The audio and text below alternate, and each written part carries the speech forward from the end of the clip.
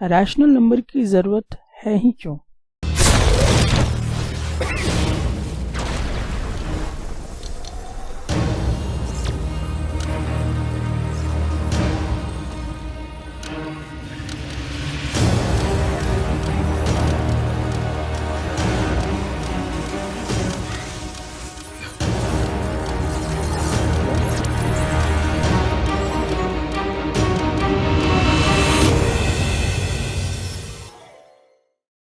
Rational numbers क्या है? Rational numbers का मीनिंग समझने से पहले एक विशेष प्रश्न हम लोग देख लें, why do we need for rational numbers? Rational number की जरूरत है ही क्यों? पहले इस प्रश्न को क्लियर कर ले, उसके बाद हम लोग ये जानेंगे कि रैशनल नंबर्स है क्या।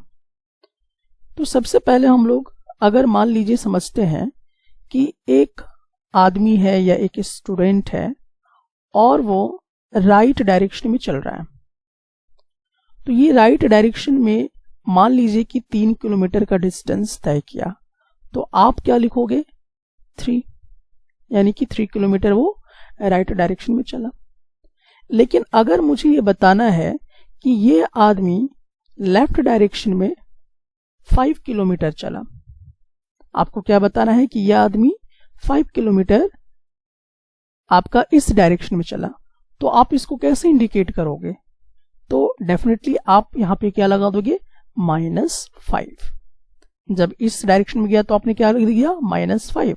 अगर इस डायरेक्शन में जा रहा है, मान लीजिए भी 5 किलोमीटर ही तय करेगा, तो आप क्या लिखोगे? +5, यानी कि 5 सिर्फ लिखोगे। ठीक है, यानी कि एक को हम प्लस में लिख रहे हैं और एक को माइनस में लिख रहे हैं। अब सिचुएशन को थोड़ा सा और चेंज कर देते हैं। मान लीजिए कि एक आदमी है और उस आदमी को कहीं से प्रॉफिट हुआ 150 रुपए का। तो एक आदमी को क्या प्रॉफिट हुआ? 150 रुपए का प्रॉफिट हुआ। तो आप इसको कैसे लिखोगे? तो आप इसको सिंपली ये बताओ कि उसको इतने रुपए का प्रॉफिट हो गया। लेकिन अगर इसी आदमी को लॉस हो जाए, मान लीजिए कि इसको क्या हो गया? लॉस हो गया। कितने का लॉस हो गया? 150 रुपए का लॉस हो गया। तो आप कैसे इंडिकेट करोगे? -150। ठीक है, तो देखिए यहां पे समझना है, प्रॉफिट हुआ तो प्लस आपने इंडिकेट कर दिया, यहां पे उसको लॉस हुआ तो आपने कैसे बताया? -150 से। ठीक है, उसी तरह से अगर आपको ऊपर के डायरेक्शन में चलना है 3 किलोमीटर, तो आप लिखोगे +3 किलोमीटर। ठीक है, लेकिन आपको इंडिकेट करना है कि हमें नीचे के डायरेक्शन में 3 किलोमीटर जाना है, तो आप कैसे बताओगे? -3 किलोमीटर बताओगे। ठीक है, तो इस तरीके से हम लोग क्या करते हैं, इसको लिखते हैं। इस तरह से हम लोग बताते हैं कि क्या प्रॉफिट हुआ, क्या लॉस हुआ, किधर लेफ्ट जा रहे, किधर राइट जा रहे, किधर टॉप जा रहे, किधर बॉटम जा रहे हैं। तो इस तरह से हम लोग क्या करते हैं कि रिप्रेजेंट करते हैं एक नंबर के थ्रू, और हम लोग लिखकर ये बात बताते हैं। सो इस तरह के कई सिचुएशंस जो हैं हमारे डे टू डे लाइफ में आती रहती हैं, जिसमें कुछ फ्रैक्शनल नंबर्स भी इन्वॉल्व हो सकते हैं। तो आपको मालूम है कि ये इंटीजर्स नंबर है, और आपको ये भी मालूम है कि integers number positive, negative, zero include होता है, तो हम लोग इंटीजर्स नंबर कहते हैं। बहरहाल अब हम लोग थोड़ा सा आते हैं पहले वाले प्रश्न में। तो प्रश्न हमारा ये कि रैशनल नंबर्स की जरूरत क्यों है? तो इसको समझने के लिए चलिए हम लोग यहाँ पर एक एग्जाम्पल लेते हैं। ये मान लीजिए कि आपका समुद्र है, ये मान लीजिए समुद्र है, और समुद्र के ठीक एबव का डिस्टेंस हमें पता करना है।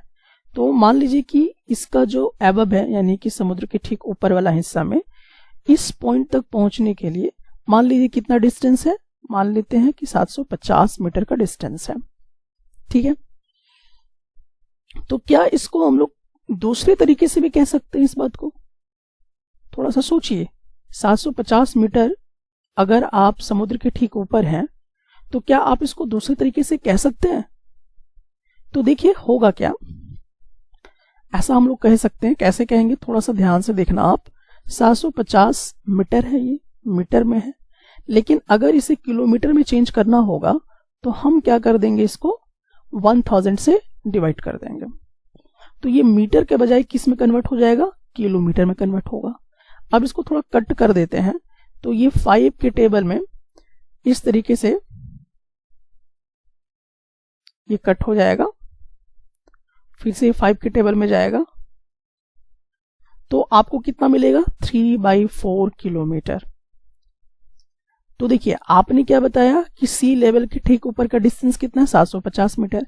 आप दूसरे तरीके से भी कह सकते हो कि 3/4 किलोमीटर का डिस्टेंस है इस पॉइंट से लेकर इस पॉइंट तक। ठीक है, तो हम लोग क्या करेंगे, अबव द सी लेवल को इस प्रकार से भी एक्सप्रेस कर सकते हैं। इसी बात को आप दूसरे तरीके से भी कह सकते हो। ठीक है, लेकिन अगर आपको ये कहना है कि सी लेवल के ठीक नीचे आइए यहां पर, तो क्या आप इसको ऐसा कह सकते हैं -3/4 किलोमीटर? क्या आपको लगता है कि आप ऐसा कह सकते हो? ऐसा होना चाहिए? थोड़ा सा सोचिए आप इस पर, क्या आप इस तरह से इसको डिनोट कर सकते हैं? तो एक्चुअल में आपको बता दूं कि ये जो 3/4 है ये ना ही तो इंटीजर है, याद रखिएगा कि ये इंटीजर नहीं है, और ना ही तो ये फ्रैक्शनल नंबर्स है।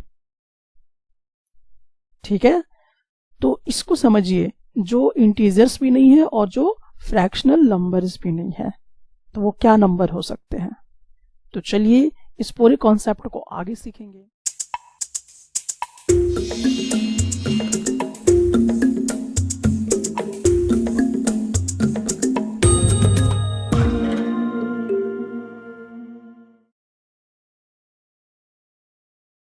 चलिए सबसे पहले हम लोग ये जानते हैं कि रैशनल नंबर्स क्या होते हैं, किसे आप रैशनल नंबर्स कहेंगे। तो इसको समझने के लिए सबसे पहले हम लोग क्या करते हैं, एक पॉइंट पे डिस्कशन करते हैं। तो यहाँ पे जैसा कि एक पॉइंट लिखा हुआ है कि a number that can be expressed in the form p/q where p and q are integers and q is not equal to 0 is called rational numbers। अब देखिए इस पॉइंट को पहले मैं आपको एक्सप्लेन कर दूं कि ये क्या कहना चाहता है, उसके बाद हम लोग इस पे काम करेंगे। देखिए किसी भी नंबर को अगर आप इस वाले फॉर्म में लिख सकते हैं, यानी p/q के फॉर्म में अगर आप लिख सकते हैं किसी भी नंबर को, तो हम कहेंगे कि वो रैशनल नंबर्स है। तो अभी मैं आपको कुछ एग्जांपल देके समझाना चाहूंगा। जैसे 5/8, तो 5/8 क्या ये रैशनल नंबर है? तो आप कह सकते हैं कि हाँ ये रैशनल नंबर है। क्यों? क्योंकि p के जगह पर कौन है, यहाँ पर 5 है, तो p के जगह पर 5 है, और q के जगह पर क्या है, तो q के जगह पर 8 है। यानी कि हमने 5 और 8 को इस वाले फॉर्मेट में लिखा हुआ है, p/q के फॉर्मेट में लिखा हुआ है। सो हम कहेंगे कि 5/8 जो है वो आपका रैशनल नंबर है। अब दूसरा एग्जाम्पल अगर हम लोग लें, जैसे -2/5, -2/5 क्या ये रैशनल नंबर है? तो आप मुझे बताइए p का वैल्यू कितना यहाँ पर है, p का वैल्यू -2 है, और q का वैल्यू कितना दिया हुआ है, 5 है। तो ये -2 और -5 किस फॉर्मेट में लिखा हुआ है, p/q के फॉर्मेट में लिखा हुआ है। ठीक है, यानी इस वाले फॉर्मेट में लिखा हुआ है। तो हम कहेंगे कि ये जो है आपका रैशनल नंबर है। उसी तरह से नेक्स्ट एग्जांपल और देखिए, 4/-7 क्या ये रैशनल नंबर है? तो आप कहेंगे कि p के जगह पे क्या है 4, q के जगह पे क्या है -7, और इसको कैसा लिखा गया है, p/q के फॉर्म में, यानी p को ऊपर q को नीचे। तो यहाँ पर देखिए 4/-7 के फॉर्मेट में लिखा हुआ है, तो हम कहेंगे कि ये भी क्या है, आपका रैशनल नंबर्स है। और भी एग्जाम्पल चलिए मैं दिखा देता हूं, जैसे -11/-13 क्या ये रैशनल नंबर है?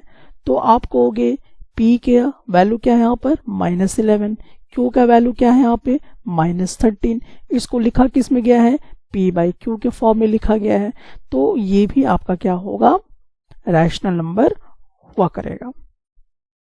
यही नहीं, जितने भी नेचुरल नंबर होते हैं ना, जितने भी नेचुरल नंबर होंगे वो भी सब के सब रैशनल नंबर होंगे। जैसे अगर मैं कहता हूं 5, अब इस वाले क्वेश्चन में देखिए, क्या 5 रैशनल नंबर है?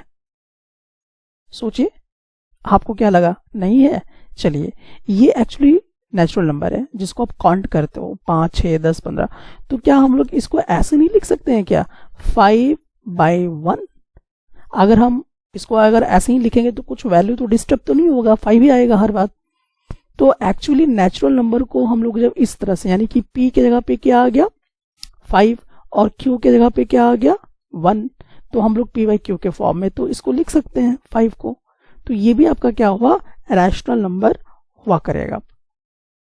अब जैसे मुझे बताइए 12, तो 12 जैसे 12 ठो आएंगे तो आप गिन ही सकते हो। तो ये नेचुरल नंबर है। तो नेचुरल नंबर भी क्या होता है? रैशनल नंबर होता है। यानी अब आप पहले ढूंढोगे, सर आपने तो कहा था p/q के फॉर्मेट में। तो देखो, आप अगर आप इस 12 को ऐसे लिखते हो तो क्या कोई वैल्यू डिस्टर्ब होगा क्या? 12 का 12 ही है, क्योंकि एक को अगर हम डिवाइड करेंगे इससे तो 12 ही आएगा। तो p के जगह पे क्या है 12 और q के जगह पे क्या है 1, यानी कि हमने इसे इस फॉर्म में लिख लिया है। इसीलिए ये भी क्या होगा? रैशनल नंबर हुआ करेगा। अब मुझे बताइए 85, क्या ये रैशनल नंबर है? तो आप फिर वही p/q के फॉर्मेट पे चेक करो वह है कि नहीं है। तो इसके नीचे 1 लगा दो। 1 लगा देंगे तो p के जगह पे क्या आ गया 85 और q के जगह पे क्या आ गया 1। तो हमने देखा कि p/q के फॉर्म में तो लिखा गया है, तो 85/1। सो ये आपका क्या होगा? रैशनल नंबर हुआ करेगा। एक और एग्जांपल मैं आपको देता हूं। जैसे मान लीजिए 207, तो क्या ये रैशनल नंबर है? तो बिल्कुल है। क्यों? क्योंकि इसको अगर 1 से डिवाइड करेंगे तो वैल्यू डिस्टर्ब नहीं होगा, सेम ही आएगा। तो यहाँ पर p के जगह पे क्या आ जाएगा 207 और q के जगह पे क्या आ जाएगा 1। तो इस वाले को 207 को भी हमने क्या कर दिया? p/q के फॉर्मेट ले आया। तो हम कहेंगे कि ये भी हमारा क्या हुआ करेगा? रैशनल नंबर हुआ करेगा। यही नहीं, अब थोड़ा सा और भी देखते हैं। क्या ये वाला 0 रैशनल नंबर है? तो आप वही चीज देखो कि हम इसको 0/1 लिख सकते हैं। ठीक है, 0 को 1 से डिवाइड करेंगे तो जाहिर सा बात है 0 ही आएगा। ठीक है, तो ये भी आपका क्या होगा? रैशनल नंबर है, क्योंकि ये p/q के फॉर्मेट में भी लिखा जा सकता है। उसी तरह से और भी एग्जाम्पल 1, क्या 1 आपका रैशनल नंबर है? तो बिल्कुल है। 1/1 हम ऐसे लिख सकते हैं, 1 को 1 से डिवाइड करेंगे तो 1 ही आएगा। तो p के जगह पे 1 हो गया और q के जगह पे 1 हो गया। तो यहाँ पर p/q के फॉर्मेट में लिख रहे हैं, तो ये भी आपका रैशनल नंबर होगा। उसी तरह से 2, तो आप बोलोगे सर ये भी तो नेचुरल नंबर है, तो डेफिनेटली ये क्या होगा? आपका रैशनल नंबर होगा, क्योंकि इसको हम कैसे लिख सकते हैं 2/1। ठीक है, यानी कि अगर हम 2 को 1 से डिवाइड करेंगे तो वैल्यू वही आएगा सेम। तो p के जगह पे 2 हो गया और q के जगह पे 1 हो गया। सो p/q के फॉर्मेट में इसको लिखा जा सकता है। सो ये जो 2 है ये भी आपका रैशनल नंबर होगा। अब उसी तरह से जितने भी फ्रैक्शन होते हैं वो भी आपके रैशनल नंबर होते हैं। ठीक है, तो जितने होल नंबर है वो भी रैशनल नंबर हुआ करेंगे, जितने आपके इंटीजर्स हैं वो भी आपके रैशनल नंबर हुआ करेंगे। ठीक है, तो इस सब चीजों को हम लोग यहाँ पर देख के समझ सकते हैं। सो अब आपसे एक प्रश्न है मेरा, और वो कुछ इस प्रकार से है कि क्या 2/-3 क्या ये आपका रैशनल नंबर है? तो जवाब होगा बिल्कुल है, क्योंकि p के जगह पर क्या है 2 और q के जगह पे क्या है -3, और इसको p/q के फॉर्म में लिखा जा चुका है, इसलिए हम इसको कहेंगे कि ये रैशनल नंबर है। अब थोड़ा सा मैं आपको ये सोचने के लिए देता हूं कि जैसे 4/0 क्या ये रैशनल नंबर है? जवाब होगा नहीं, रैशनल नंबर नहीं है। क्यों नहीं है? अब थोड़ा समझिए यहाँ पर कि आपसे कह रहा है कि कोई भी नंबर अगर p/q के फॉर्म में लिखा होगा तो रैशनल नंबर होगा, लेकिन ये q जो है इज नॉट इक्वल टू 0 होना चाहिए। यहाँ पे आप फोकस कीजिए, यहाँ पे आपको क्या कह रहा है कि जो q का वैल्यू वो 0 कभी नहीं होना चाहिए।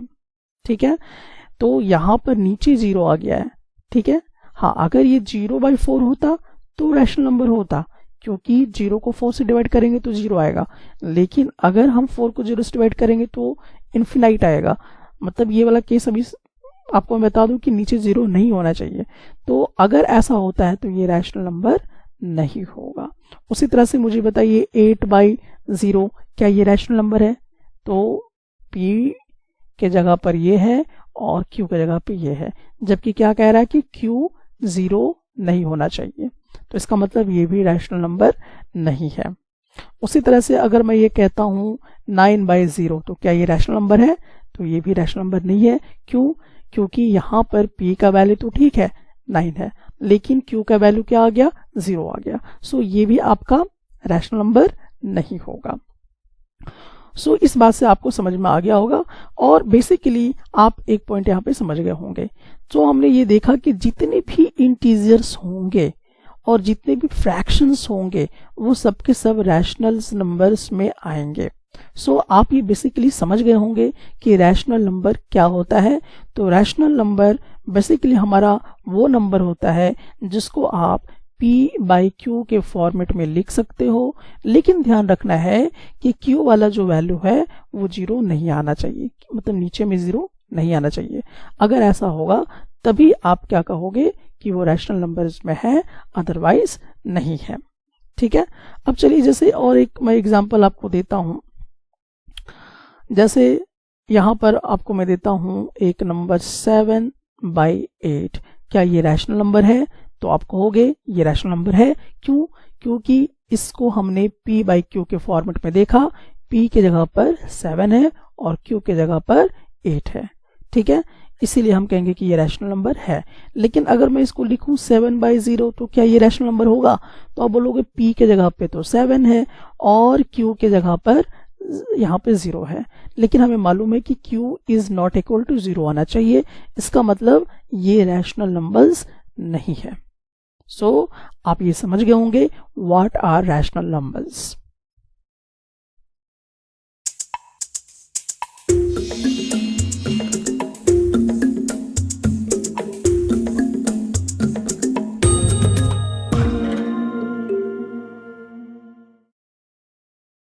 अब समझते हैं न्यूमरेटर और डिनोमिनेटर क्या होता है।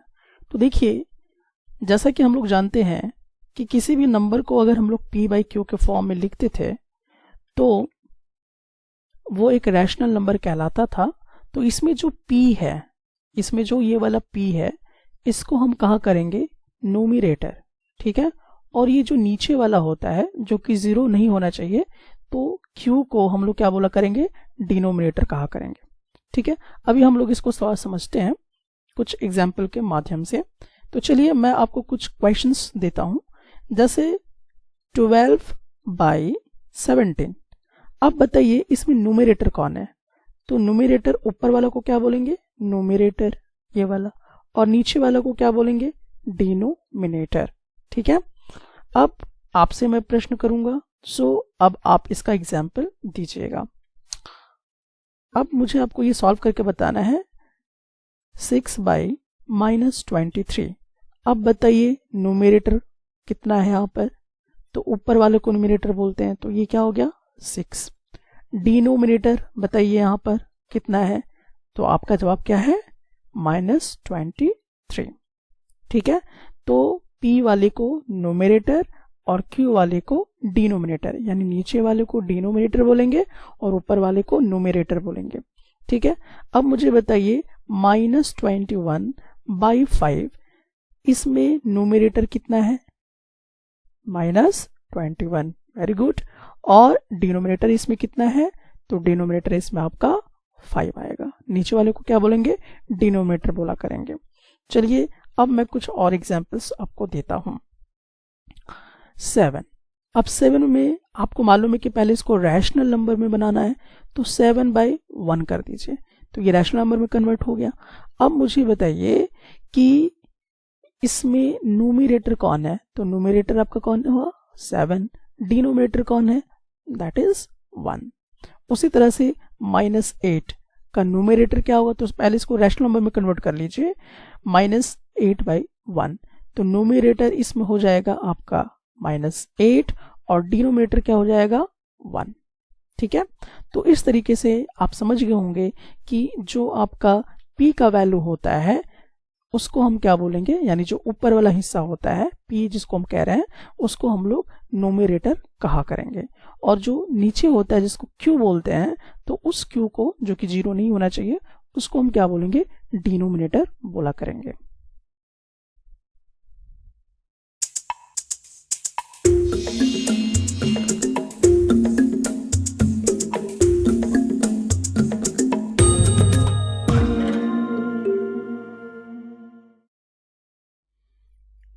पॉजिटिव और नेगेटिव रैशनल नंबर्स क्या होते हैं, तो चलिए इसे हम लोग समझते हैं।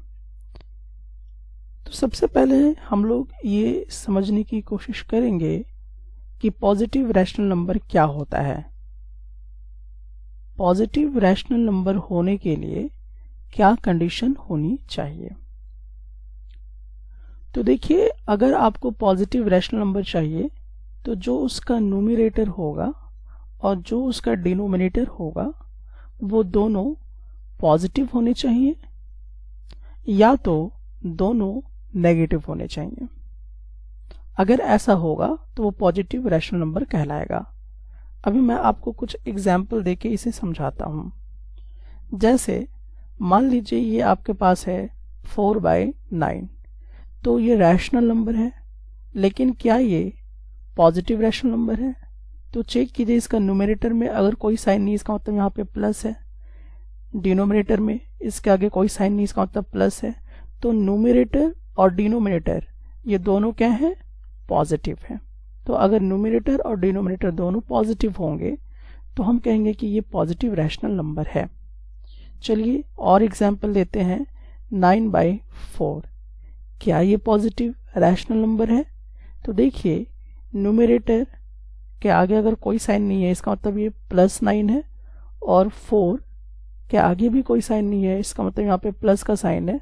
तो ये आपका क्या हो जाएगा, पॉजिटिव रैशनल नंबर हो जाएगा।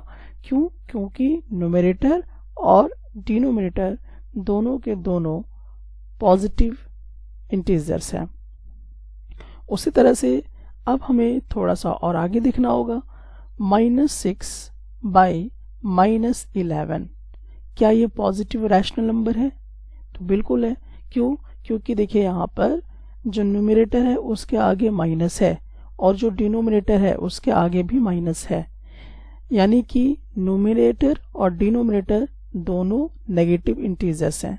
तो ये बात हमें क्लियर हो गया कि अगर न्यूमरेटर और डिनोमिनेटर दोनों पॉजिटिव हो या तो दोनों के दोनों क्या हो, नेगेटिव हो, न्यूमरेटर भी नेगेटिव हो और डिनोमिनेटर भी नेगेटिव हो, तो ऐसे सिचुएशन में हम उसको क्या बोलेंगे, पॉजिटिव रैशनल नंबर बोला करेंगे। चलिए आप बताइए, यहाँ पर -68/-11 ये पॉजिटिव रैशनल नंबर है या नेगेटिव रैशनल नंबर है? तो आप यहाँ पे जस्टिफाई कीजिए कि जो न्यूमरेटर है वो नेगेटिव है, जो डिनोमिनेटर है वो भी नेगेटिव है, यानी कि न्यूमरेटर और डिनोमिनेटर दोनों के दोनों नेगेटिव है। इट मीन्स कि ये पॉजिटिव रैशनल नंबर है। ठीक है, ओके। चलिए एक और एग्जांपल लेते हैं, 73/9। अब मुझे बताइए ये पॉजिटिव रैशनल नंबर है या नेगेटिव रैशनल नंबर है? तो आप कहेंगे कि यहाँ पर +73 है और यहाँ पे +9 है, यानी कि न्यूमरेटर और डिनोमिनेटर क्या है, दोनों के दोनों पॉजिटिव हैं, इसीलिए इसको हम पॉजिटिव रैशनल नंबर कहा करेंगे। अब चलिए दूसरे कॉन्सेप्ट की तरफ हम लोग बढ़ते हैं कि नेगेटिव रैशनल नंबर क्या होता है। नेगेटिव रैशनल नंबर्स क्या होते हैं, अब इसको हम समझ लेंगे। तो इसमें क्या है कि जो न्यूमरेटर है और जो डिनोमिनेटर है, इन दोनों में से कोई एक नेगेटिव इंटीजर होगा।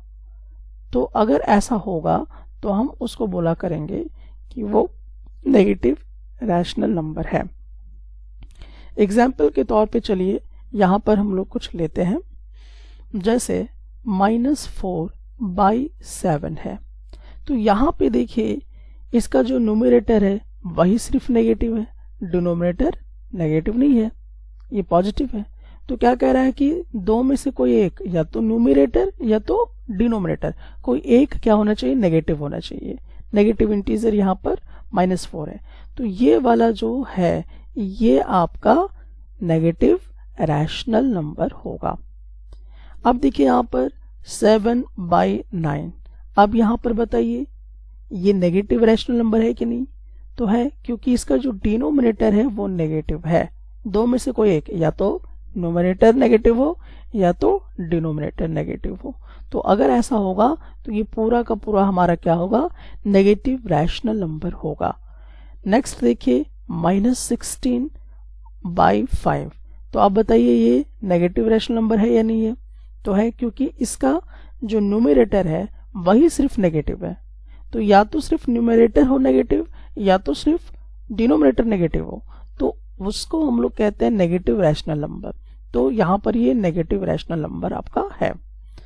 नेक्स्ट आपको एग्जांपल देता हूँ 38-3, तो अब ये बताइए कि पॉजिटिव रैशनल नंबर है या नेगेटिव रैशनल नंबर है, तो डेफिनेटली ये नेगेटिव रैशनल नंबर है। क्यों, क्योंकि इसका सिर्फ और सिर्फ डिनोमिनेटर नेगेटिव है, इसीलिए हम इसको नेगेटिव रैशनल नंबर कहा करेंगे। अब यहां पर हम लोगों को एक चीज समझनी है कि एक ऐसा रैशनल नंबर है जो ना ही तो पॉजिटिव होता है और ना ही तो नेगेटिव रैशनल नंबर हुआ करता है, और वो कौन है, 0। तो the number 0 is neither a positive NOR a negative rational number. तो अगर आपसे पूछा जाए कि कौन सा ऐसा नंबर है जो ना तो पॉजिटिव रैशनल नंबर है और ना ही तो नेगेटिव रैशनल नंबर है, दैट इज 0। अब चलिए हम लोग यहाँ पर कुछ इस कॉन्सेप्ट से रिलेटेड क्वेश्चंस करते हैं ताकि आपका कॉन्सेप्ट और बेहतर ढंग से क्या हो सके, क्लियर हो सके। तो चलिए हम लोग इसमें थोड़ा और भी कॉन्सेप्ट क्लियर करते हैं। अब आपको इसमें बताना है पॉजिटिव रैशनल नंबर है या नहीं है। तो पहला प्रश्न मेरा ये है, -7/8 क्या ये पॉजिटिव रैशनल नंबर है? आपका जवाब होगा नहीं। क्यों? क्योंकि इसका एक पार्ट यानी कि न्यूमरेटर या डिनोमिनेटर दोनों में से कोई एक अगर नेगेटिव हो जाए तो ये नेगेटिव रैशनल नंबर होगा, तो ये पॉजिटिव रैशनल नंबर नहीं है। चलिए मुझे अब नेक्स्ट बताइए, -13/17 क्या ये पॉजिटिव रैशनल नंबर है? तो जवाब होगा नहीं। क्यों? कमेंट सेक्शन में आके जरूर बताइएगा। अगला सवाल है -8/-11 ये पॉजिटिव रैशनल नंबर है? तो जवाब होगा हाँ, ये पॉजिटिव रैशनल नंबर है। क्यों? क्योंकि न्यूमरेटर भी नेगेटिव है और डिनोमिनेटर भी नेगेटिव है। तो अगर न्यूमरेटर और डिनोमिनेटर दोनों के दोनों नेगेटिव हो या दोनों के दोनों पॉजिटिव हैं तो हम कहेंगे कि वो एक पॉजिटिव रैशनल नंबर है। नेक्स्ट है 0/8, तो अब मुझे बताइए ये आपका नेगेटिव रैशनल नंबर है या पॉजिटिव रैशनल नंबर है? तो आप कहेंगे नहीं, तो ये नेगेटिव रैशनल नंबर है और नहीं तो पॉजिटिव रैशनल नंबर है, क्योंकि 0/8 को अगर हम डिवाइड करेंगे तो 0 मिलेगा। और मैंने अभी आपको बताया था कि 0 ना ही तो नेगेटिव रैशनल नंबर होता है और ना ही तो पॉजिटिव रैशनल नंबर हुआ करता है। उसी तरह से 0/-7 ये क्या होगा? तो ये भी आपका नहीं तो पॉजिटिव रैशनल नंबर होगा और नहीं तो नेगेटिव रैशनल नंबर होगा, क्योंकि जब भी हम 0 से इसको डिवाइड करेंगे तो हमें 0 मिलेगा।